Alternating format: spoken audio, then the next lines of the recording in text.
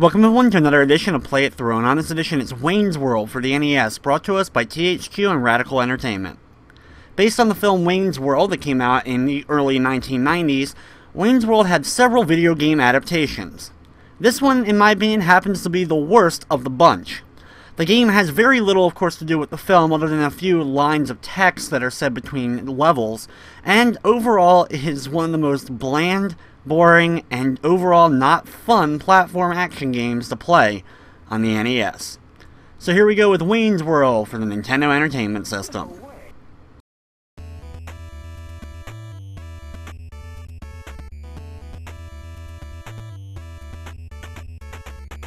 After the first couple screens introducing THQ and Radical Entertainment, as they're so proud of the game, we then get our first cutscene showing Wayne and Garth, and then a bunch of dialogue which is somewhat based on the film itself.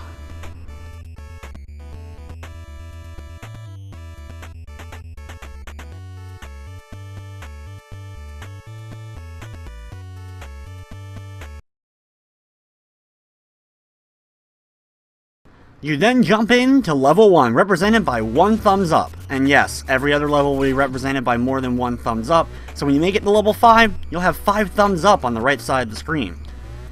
The game is broken up into different gameplays of Garth and Wayne, and when we start off with Garth here, he is the more fun character to play as since he actually has a projectile weapon in his gun. You press the B button to attack enemies, and you actually have to press it once just to bring out the gun, and then you can keep mashing it over and over again in order to hit the different musical instruments that we battle in the first level. After you make it to the end of the first screen, we then have another cutscene before we take over as Wayne.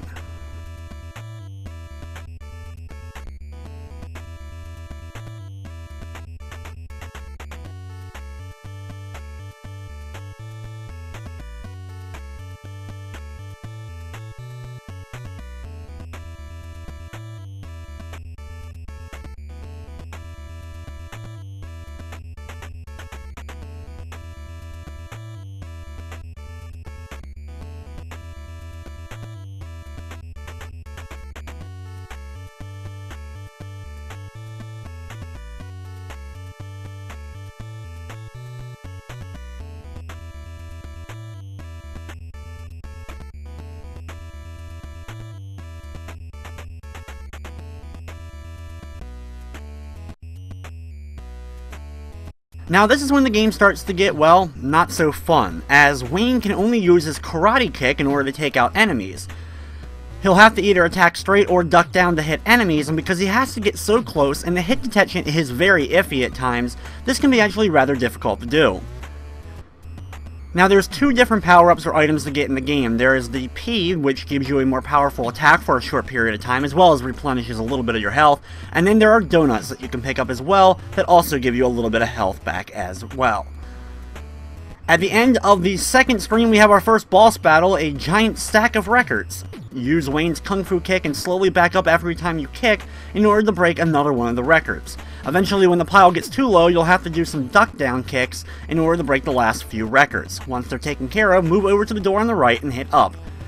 You then move on to the donut screen. This is a screen that makes its appearance several times throughout the game, and all it is, well, you run around and collect donuts, each giving you a little bit of your health back, so you have plenty of opportunity to replenish your health in the game.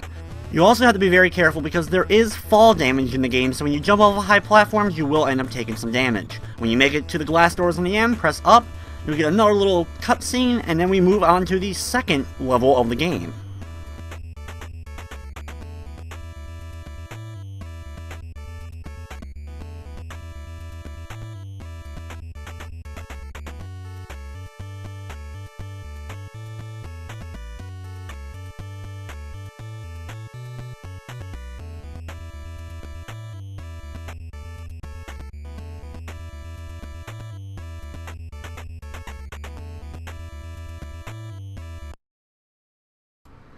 Here we go with level number 2, the same picture, and just now 2 thumbs up on the right side of the screen. You once again start off as Garth here, using the gun in order to take out enemies. Just mash the attack button and then jump up on the platforms here on the right, work your way up to the door and enter it in order to complete, well, Garth's section for this level.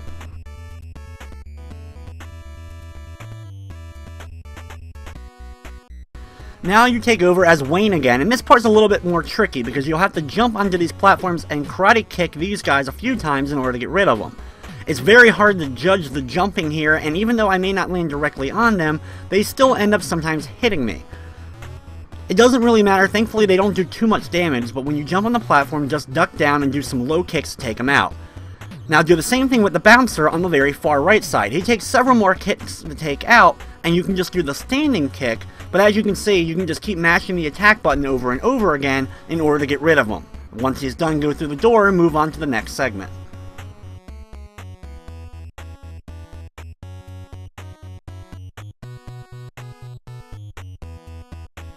After talking to Stacy, continue over to the left, you'll see the sign for the gasworks, burning up above you, and then keep moving over and enter the door after taking out another bouncer. Once again, just move up to the bouncer and keep mashing the kick button and you'll hit him over and over and over again. Go through the door for the stage and move on to the next segment of the level where all you need to do is drop down and talk to the guitarist in order to finish level 2. You'll then move on to another one of the donut screens, so just collect some health that you've lost throughout the previous level and move on to level number 3. The donut screen is the exact same every time you travel through it, so once you've seen it once, you've seen it as many times as possible.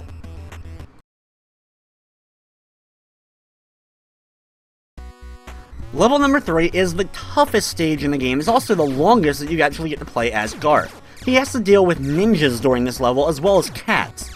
Use the gun just like you've been doing in order to take out these enemies. The cats are pretty easy to deal with and thankfully drop power-ups every time you take one out. Having the power-ups allow you to take out the ninjas easier since you can fire 2 bullets at once and both bullets can end up hitting the enemies. For the ninjas themselves, wait for them to jump on screen, and then when they go back up in the air, they'll just jump right over you, so don't back away from them or try to move up too far. Wait for them to land after they go behind you, or if you move forward, back in front of you, and keep firing until they're easily taken care of. Anytime you end up running out of your power-up, thankfully there's another stray cat for you to take out so you can replenish your power-up. It'll take a little while, and this level, like I said, is the longest in the game, but if you're able to get past this, you should have no problem with the last couple levels.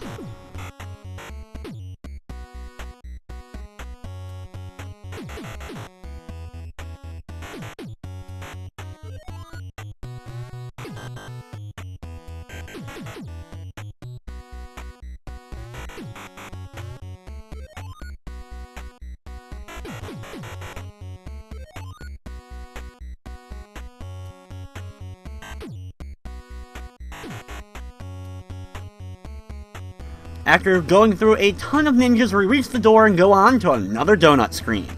After you complete this as Wayne, we move on to the 4th stage of the game.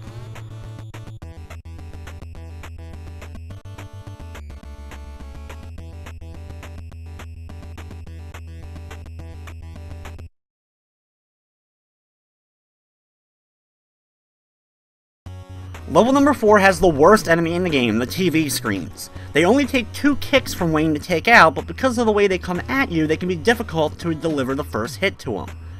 Once you deliver one hit, immediately hit the attack button again so you can hit the second one. Getting the timing down on these screens can take a few tries, and these screens can deal a lot of damage to you quickly since they just keep running into you over and over again. I like to take the top path on the actual platforms here with all the cameras as I find this easiest in order to actually attack the floating TV screens. At the end, duck down in front of the cop and keep low kicking him until he's gone, and then go through the do not enter door to move on to the next screen. Here we're introduced to 2 new enemies, falling light bulbs and spiders. Be very careful of the spiders, some of which you can easily jump over depending upon the platform. However, there is a couple of spiders that may come down on you when you're trying to make a jump over a platform, and if they end up hitting you in mid-air, they'll cause you to fall backwards and go down into a pit. When you make it to the end of the segment, take out another cop and go through the next door for another screen filled with more spiders and light bulbs. At any point, if you need to do a bigger jump and you're not really comfortable doing the short jump, you can press up and jump in order to do a super jump.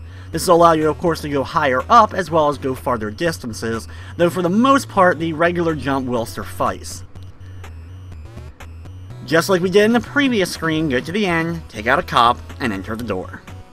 Once you've gone through this 3rd door of the level, we move on to a donut screen and have completed level 4 with only one more level left to go in Wayne's World for the NES.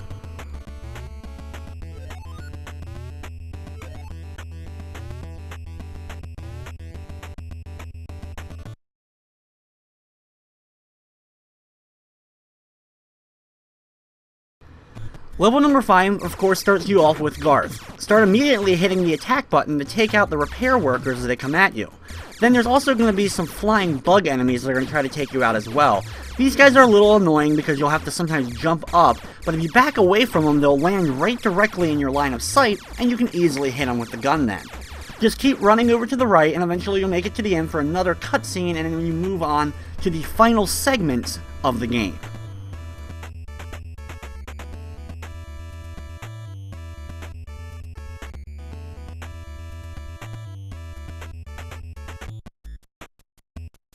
The final segment of the game has you dealing with some wind, trash flying in the wind, and more stray cats. Thankfully, most of these stray cats can easily be jumped over. When you make it to the end on the right here, do a super jump upwards to land on the scaffolding here, and then work your way over to the left to get to the door. You'll immediately open up on another screen doing the same thing we did before, with a few more gaps here. Jump up to the top and then work your way back over to the left in order to enter the next door, easily jumping over the cats to avoid them. Here we have the third and final screen of you climbing up the apartment building. Work your way over to the right, jump up the last few grates here, and continue back once again to the left and another door. Nothing too exciting goes on in this game. You'll eventually be in another living room, and it's time for the final boss. This is the trickiest part of the game besides the ninja level because the boss is really a pushover in a lot of ways, and there's no strategy. What you'll have to do, though, is just duck underneath of him and keep doing your low kicks over and over again. He will sometimes break out of the pattern, jump up in the air, and deliver a kick to you in order to do damage. If you have plenty of health left, though, you should easily be able to finish him off. If you're low on health, you may end up losing a life here, but unfortunately, there's really no way to avoid damage. Once he's done, you get an excellent scream from Wayne with his thumbs up, and that's the end of the game. The game goes back to the start, you see the opening cutscene again, and go right back into level number 1. Yep, that's Wayne's World for the NES, and another example of why I think the Radical Entertainment and THQ games for the NES are still far worse than anything that LJN put out. Anyway guys, that's going to wrap up this edition of Play It Through. I'd like to thank you for watching, and of course, I hope you enjoyed.